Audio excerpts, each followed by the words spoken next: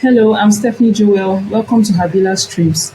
Today we'll be talking about JAMB, WAEC, and admissions, and majoring on the deception of miracle centers. Now, across the country, Nigeria, there's a rising patronage of miracle centers, and I find it disturbing the trend I've seen across a few schools that have chosen to maintain their integrity. One of the things I noticed is that once students get to SS3, SS2, the number of students begin to diminish. 800 students, and maybe they're about 100 in a set. Once it's getting to SS2, parents begin to remove their children from such schools to take them to miracle centers. And you would see 20 students, 30 SS3 students left. What happened to the other 70? Right? So it's becoming a trend, and I began to think about how this is affecting our students. And on researching, I found a few things that I really need to share with you. So the entire series will be divided into about 4 videos, each covering major areas of the topic. So in this particular video, we'll discuss miracle centers and why Nigerian parents are increasingly patronizing them. So what is a miracle center? What are miracle centers, and why do parents patronize them?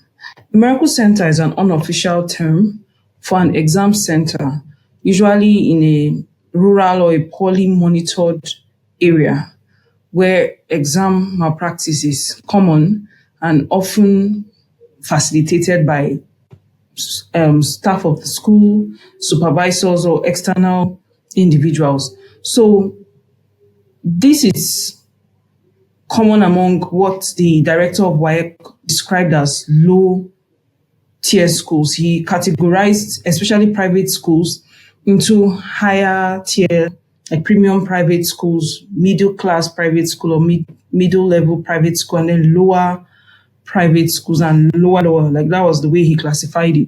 So he said you would find this very common among the lower tiers, and in a few occasions, the middle tier private schools, and then a few public schools are also complicit. So why are parents patronizing these schools, and what exactly happens at miracle centers? So miracle centers have these things in common. Students get help from invigilators during exams. They're allowed to bring in materials or phones and may receive answers ahead of the time. So I remember a friend of mine who was admitted to study a particular course and needed to write WAEC again to augment the results she had used to gain the admission or to process the admission. So she signed up or registered in a miracle center without knowing. When the exam started, they didn't let them write. Like they were dictating the answers. They didn't give them time to write. So she just did the little she could do within the allocated time because she was a believer. I called her to confirm. She never got that result. Because once WAEC knows that your school is a miracle center, they will withhold the results. They are making effort to ensure that the activities of miracle centers are curtailed. What is disturbing is even Christian parents, believing parents, persuade or force their children to write exams in these miracle centers, especially in cases where the child doesn't want to write in those miracle centers. You share the same religion with your child, but you don't share their faith. You don't believe that God can actually help them. And if the child is trying to exercise faith and protect their relationship with God, parents, a few believing parents, actually force their children to change schools to miracle centers. Now, why is this an issue? Initially, when I started thinking about the topic and putting a few things down, I was thinking about the parents, like, why would you do this? Why would you do this? But then I've seen a few, I've seen the state of the admission quotas. And honestly, it's worse than I thought. I thought I understood what was going on with JAMB and admission quotas and all of that, but it is something else right now. So I can relate with the parents. I can empathize with the pressure parents are under and some of them don't even know where the pressure is coming from. Just know that no matter how well a child performs, their admission is still a probability. And it's not your fault, but it's not an excuse to force your child to lean on the arm of flesh. So why are parents actually falling for miracle centers? What exactly is going on? So the first major issue is credentialism. Credentialism is the belief in or over-reliance and overestimation of academic or other formal qualifications as the best measure of a person's ability to do a particular job, of the person's skill, of the person's potential to succeed in a particular role. That's credentialism. And Nigeria has a lot of that. It's improving, but we still have that mindset. And there's a tendency to choose somebody with a certification over someone who has experience. In some cases, it's changing. In some industries, it's changing. In some contexts, but it's still a reality. So it's also when brands or people value paper certification. So whether certification, whether licenses, they value it above what the person can do. So it's almost like certification over competence, of which this applies to settings where that mindset still holds. There are recruiters and institutions. As long as you cannot deliver the requirements of the role, you won't last. So it's a mindset that assumes that credentials equate merit. The fact that somebody has A or B or C, has 360 something in JAMB means that this person is going to stand out, or that the person has a first class means that the person can solve the problems and really perform in a particular role. So that's credentialism. And this mindset makes it such that in certain recruitment processes, it's almost like certificates sorts out candidates. So once you don't have a particular certificate, whether you can do it or not doesn't matter. They may walk over you. Parents are aware of these realities and they don't want that to happen to their children. So it's one of the driving forces behind the quest for miracle centers. Nobody wants their child's potential to be buried. They want to do everything possible to ensure that the child has access to all the opportunities. The second challenge is credential inflation.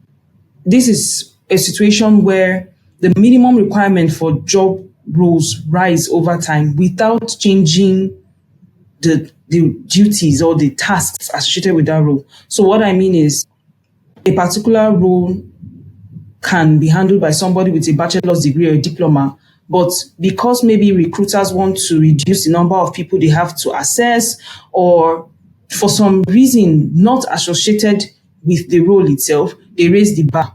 And this devalues lower qualifications. So when something that is okay for a degree holder, a bachelor's degree holder, you make it a role for PhD, it changes the game for everybody and puts people under pressure to keep acquiring paper qualifications. So this is one of the things happening that parents are aware of. Even in the civil service, it's going on. For example, you might have a role like a scientific officer in a particular institution, and before it needed an MSc, all of a sudden they say, oh, you need PhD. And the people raising the bar didn't have to jump through all these hurdles to get to where they are, but they keep raising it for people. So it's putting pressure, it's hitting up the system, and it's devaluing perception of degrees in the marketplace. Another issue is limited admission and employment opportunities. So because the admission opportunities are limited, and this is true, from the statistics I saw from the JAMB policy meeting 2024, only about 30% of those who write JAMB actually gain admission. So I'm going to discuss more on what's going on with the quotas, the admission quotas. Why is it that many people apply, and even when they pass, they might not get admission, especially when they apply for courses like medicine? What's going on with medicine?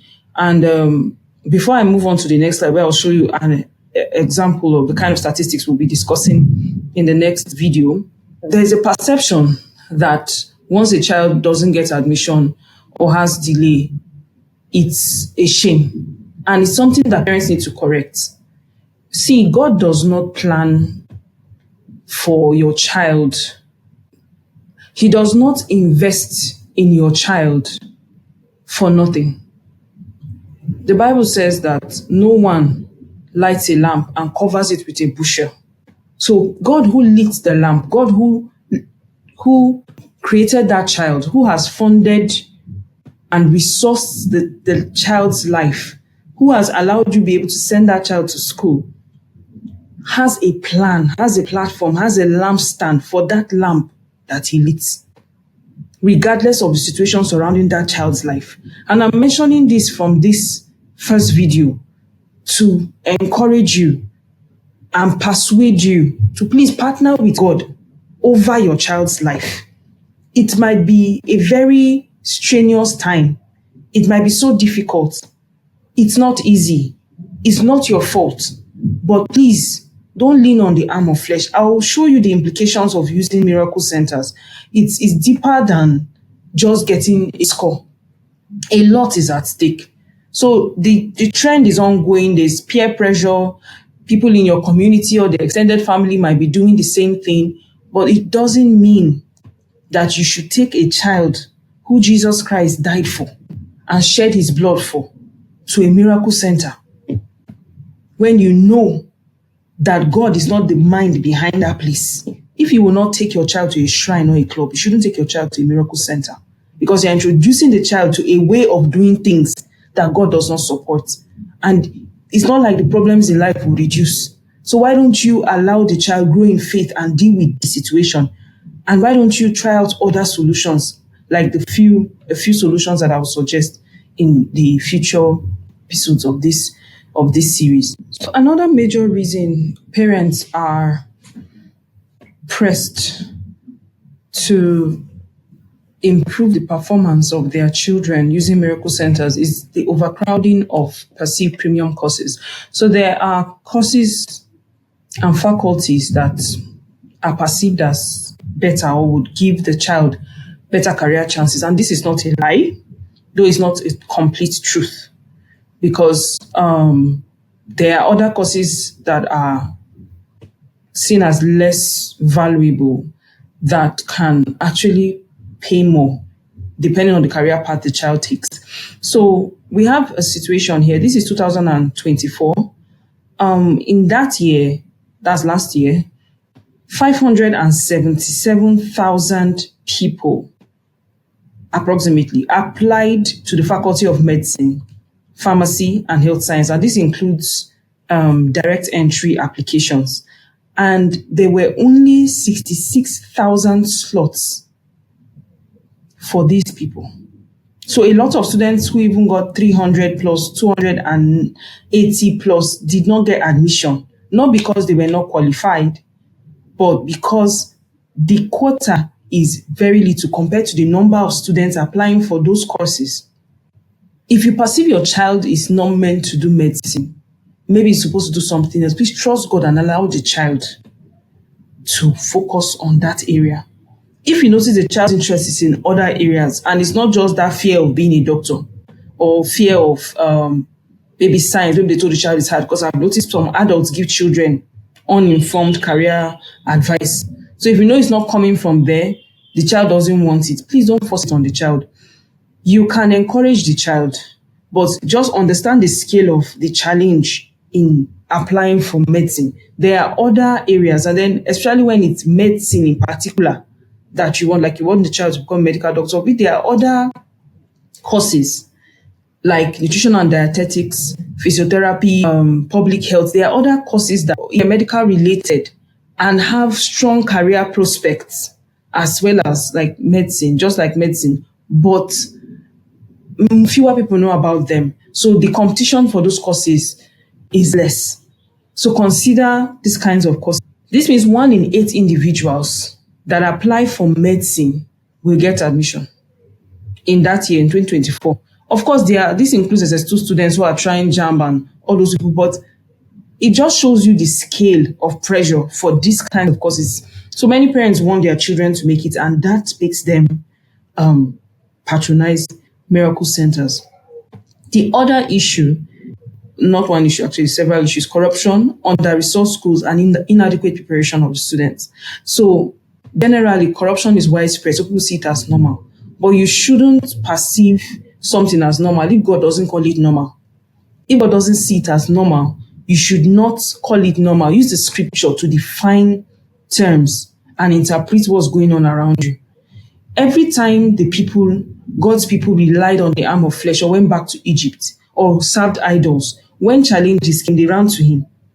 And he told them, go back, go and meet those people that you were, or those idols that you were serving, since I'm not enough for you. When you patronize miracle centers, you're telling God he's not enough. Please don't wait to face some kind of trouble before you turn to God. From this early stage that it looks like, okay, the odds are not in favor of a lot of people, please don't lean on the arm of flesh. It's the time to trust God. It's the time to show God that your eyes are on him and not on your child's credentials. Another reason is that many schools are under-resourced or have unqualified teachers. So a lot of schools don't pay their teachers well. Like you have teachers earning below 15,000 naira or 20,000 naira. If they were earning like 300k, 400k, some of them, their hearts will be more in that work. They will put their minds. But schools where the teachers are not doing their best, or maybe the library, they don't have books in their libraries and all of that, and that's what you can afford. Honestly, it's not your fault. But it doesn't mean you will put your hand to something that God is not in support of. Another reason is that a parent might believe their child is underprepared and they try to guarantee success, that they want to make sure that the child gets that score they're hoping for through miracle centers. And unfortunately, a lot of schools are under-resourced. So even if the child prepares, it's possible that on the part of some teachers, they've not done the work. And Nigeria is not like China. A lot of Chinese public schools have so much facilities. They have very, very, very high standards. And that's the way it is all around. But Nigeria is not exactly like that. So what's the bigger picture? Before we get to that video where I would explain in detail, I just want you to remember, like I said earlier, that God has a plan for your child. God has a plan. Just the same way you see the story of Joseph, you see the story of David, that he took them to positions they were not qualified for. He took them through processes that didn't look like what